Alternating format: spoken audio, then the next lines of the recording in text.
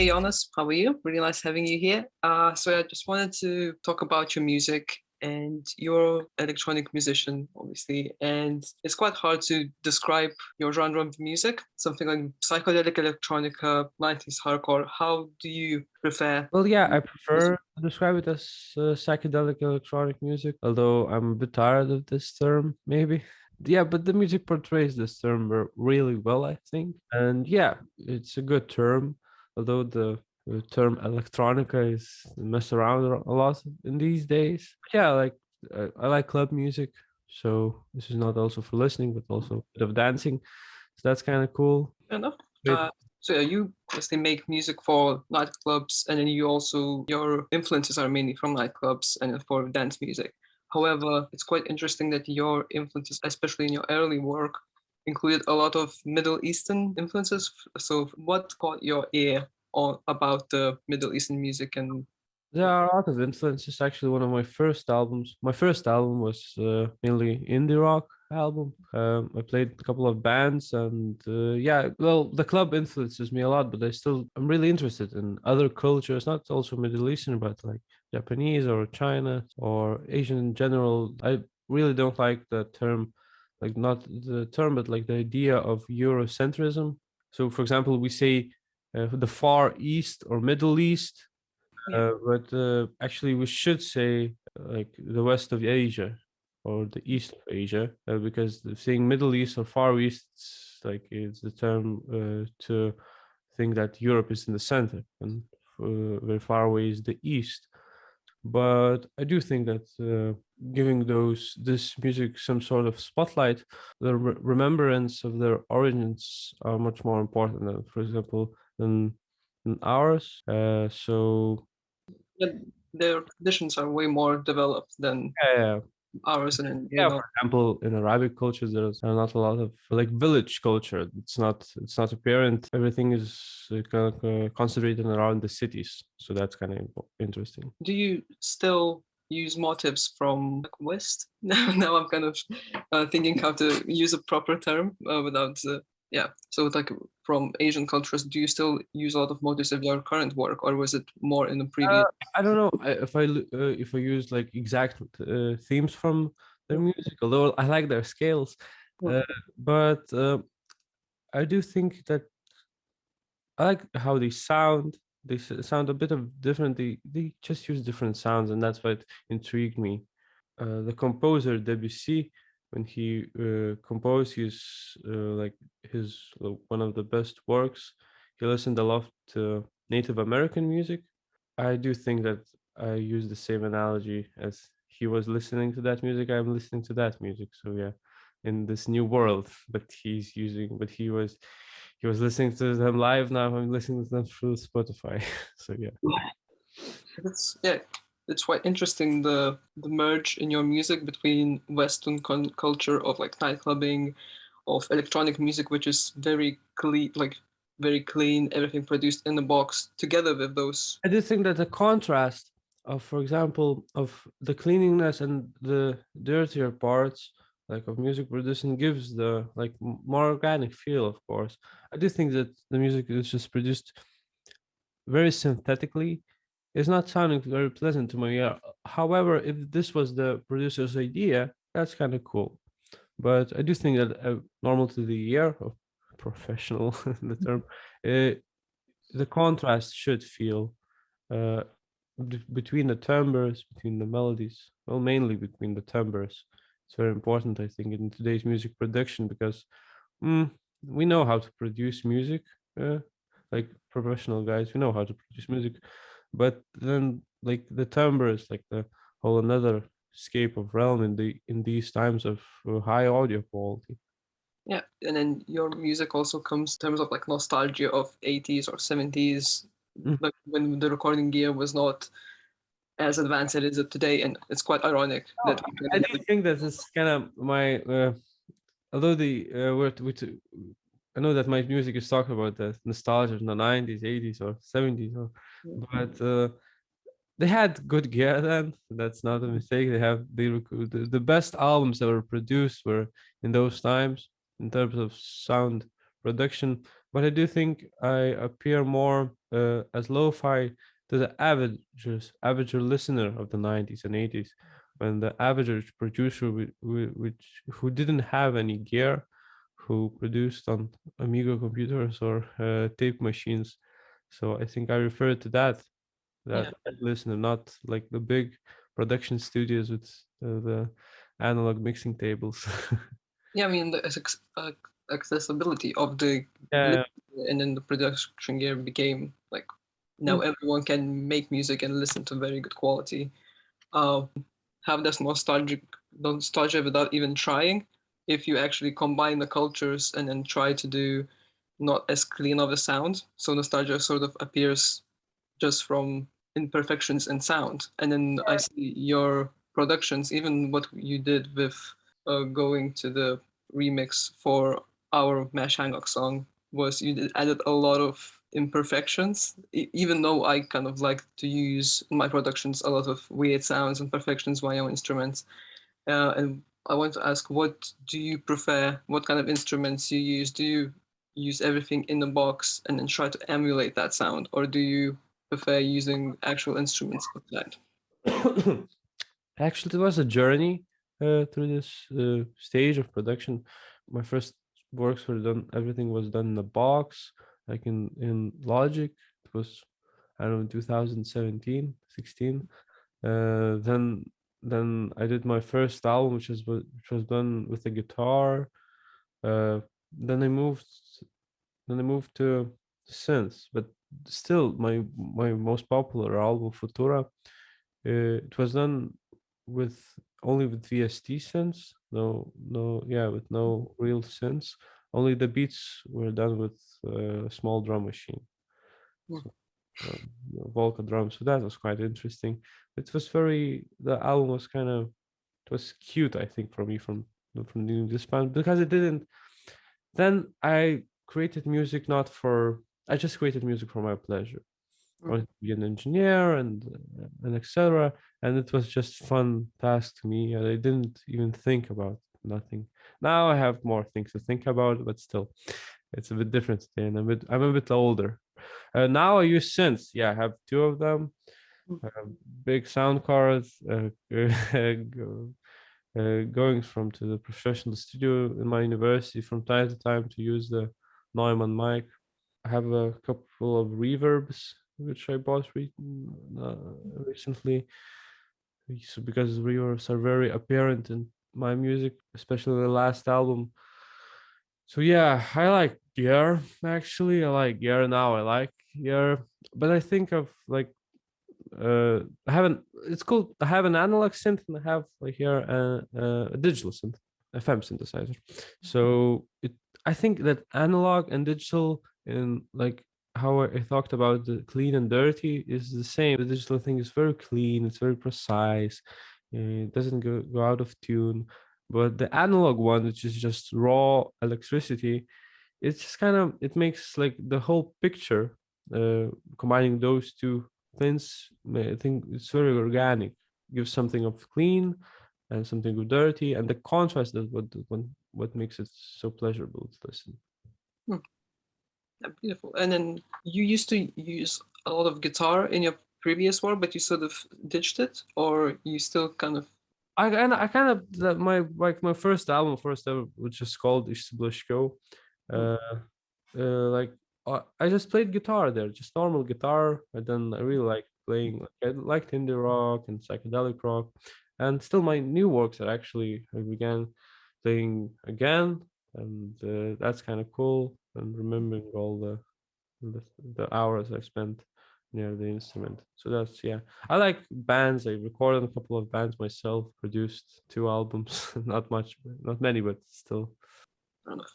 And then with your latest album, Electronica Musica, you Mhm. sort of went to like the future, and then because you used to be very nostalgic, and then now it's kind of became post-human nostalgia. Was it the first album that actually had like a narrative that you narrated through the entire album, or your previous albums had they didn't really have that much of a narrative, did Well, they? it didn't have that much of a narrative, but still, it kind of the narrative was more of a blur with slush of some stories combined. But yeah, this one has a very kind of distinctive narrative, which I kept in mind when creating the album, composing it. So that was kind of my idea for this album too, because I do think, although I don't know, I like Aphex Twin or Tekra and all of these academic electronic even composers, but I do think that the music is when well it's called genius work, but I do think that it's for me it lacks something. It lacks the idea. It's too uh not predictive, maybe I should say, but it's too dull for me. Hmm. Really do like listening to them, but I do think that opening the door, there's nothing much there, only electricity and synths and the ideas of A16. But but yeah, for me, I just figure out that I want to do something more with all the process of releasing music and the process of giving it image. Yeah. What you mean is that more academic electronic musicians like Aphex Twin, when they lack a bit of like a storytelling and they're not really that accessible. So I don't want to say that they lack a bit of storytelling. If you think yeah. as people like kind of uh, did a lot of work with film, and his music videos are fantastic. Yeah. Tucker and all, even those like Brian Eno. But I don't know. I don't like the term the purist of music, of composing. And although their compositions are such a marvelous works, for the listener, I wanted to that he could grasp more from the music. For the average listener, you don't need to be like some kind of electronic purist. Thing that with some of the new producers that we have today, even in Lithuania or abroad, they are so into music that the term I use is the music for professionals. Every composer says such a marvelous work, and but the average listener would would just squint eyes and just, yeah, it's fine. Uh, and I but the music is really cool, so I want to just kind of like, I don't know, uh, put a spell on the listener. That's yeah, the music is kind of more academically interesting, but you can try to understand it, and I think you will. Yeah. So yeah, make music that is both accessible for the professionals, so they kind of find the sound designing details, but also Yeah, people can have fun while listening to it, and then they don't have to overthink it, which yeah. I think makes sense. Another thing you did with electronic music, your new album, was you released it completely independently, and then so you left. Did you left the label completely, or you just sort of did? But the label doesn't work like that. The Partizani, I'm very grateful for Mantas and his commitment to my previous works. But yeah, I wanted to release this thing independently, electronic music, because I knew what I want to do. Hmm. Design with the music video, with the physical format, all of these things. I had it in my mind for about a year, and I started the process of releasing this album in September. Hmm. So it was a long process. It's a tedious process, and there were many problems, and there are problems, but we're managing. And as I say, there are a lot of people working, but mainly it's like it's yes we, but the responsibility is mine. So yeah, we're working. So that's kind of cool. Yeah, makes sense. Because yeah, you as you mentioned from the previous question was that a lot of musicians nowadays they so concentrated on music that they kind of forget uh the whole Good, good. It's good because they can release good music, yeah. but it's a tedious work. I wouldn't recommend. I think that the average musician, that the average producer, which is so should know these processes. Mm. It would help him, for example, when getting a real record deal from a good label. Finally, he would feel less stress, and like she would know the processes that are in motion. I do think that these are very important. Actually, Monday in my university, I'm doing a lecture on music publishing. So that's interesting. Because obviously nowadays I think like actually even like bigger scale musicians like Seven Denisa, for example, she's fully independently self-released. So you Mhm. know you need a label, and then you have a free. There are upsides and downsides. Like, for example, self-release is kind of cool that I can manage those, like everything, but the money and the budget comes into play. Mm, and yeah, I had some money in my pocket through those 2 years of concerts and etc. But there were problems. There are problems. Uh, with the label, everything seems. If it's an old label, it's kind of cool though. You're kind of part of the family and like the thing. Uh, I wouldn't say no for a label release. Even with electronic music, if someone offered me a good spot, but still, I like managing records releasing. I think it's some kind of an art itself. Yeah, and then going back complete different direction, just wanted to ask about working on the remix for Mash Hangok. What drawn you to the song, and what made you like? What was your approach, and why did you even consider working on it? It was kind of cool. I like the mix of English and lyrics. Hungarian. Yeah, Hungarian lyrics. I like working on. I really like the idea of not English lyrics, and like I think in these times it feels different. It's kind of you're touching another culture a bit. It feels like you're touching physically touching with your project. So yeah, that's why. And the vocals were really cool. I like the vocals. Yeah, and then your approach while working with it. Yeah. I mentioned you before, yeah, as well, that I wanted to make some sort of ambient piece. It's a very good song, although I wanted to like to emphasize a bit of the more of the vocal. Maybe I think I'm kind of managed that, but yeah, I think it's such soothing, nightly vocal. Yeah, a bit dark vocal. Like it's I kind of like listening to it at night. So yeah. So yeah, it's quite, yeah, because I really liked what you did with like sort of industrial sounding and then very imperfect, and it really fitted well with our concept of what we actually working about. So it's really nice. And I think that's the fun part with the releases, that you can act as an independent artist, is that you can, even though you don't have a budget, but you have a freedom to experiment with different things, and then yeah, to sort of see what works for you, and then before actually signing up to the label and then them doing everything for you without you understanding what's actually happening or what actually works for you, and then what your audience is like. So having that control is very scary, but also quite liberating at the same time. So yeah, how is your release going? Good.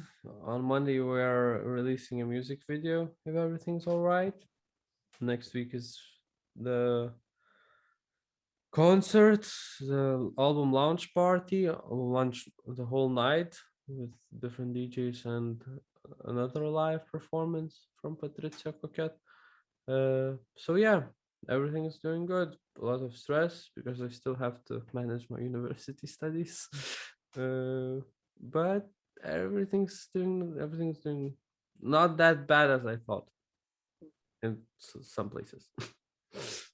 Oh, actually, talking about including other people and collaborations, also I wanted to ask, because you're not really like a singer yourself, obviously, but like you use a lot of your vocals, which are really cool.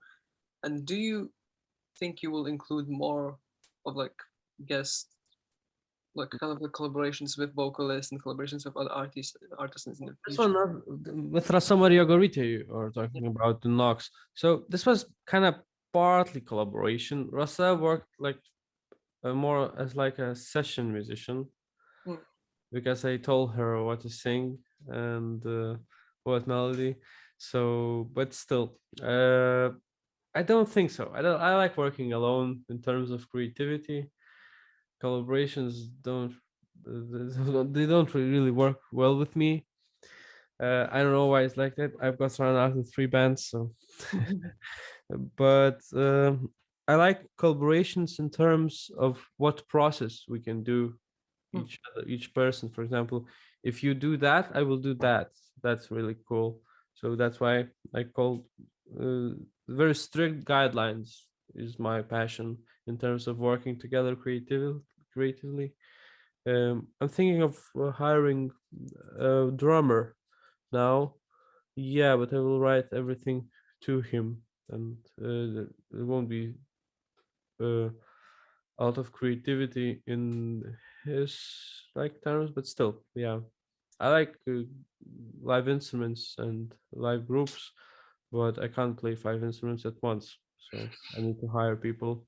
I could offer them just in terms of like practicality. I could say them, oh, I'm doing an album. Would you want to participate? Like we'll do a collaboration. You can create music and but yeah, it doesn't work like that for me. I just couldn't lend the name of Palmes Ziedas to other people, so I need to pay them money to play.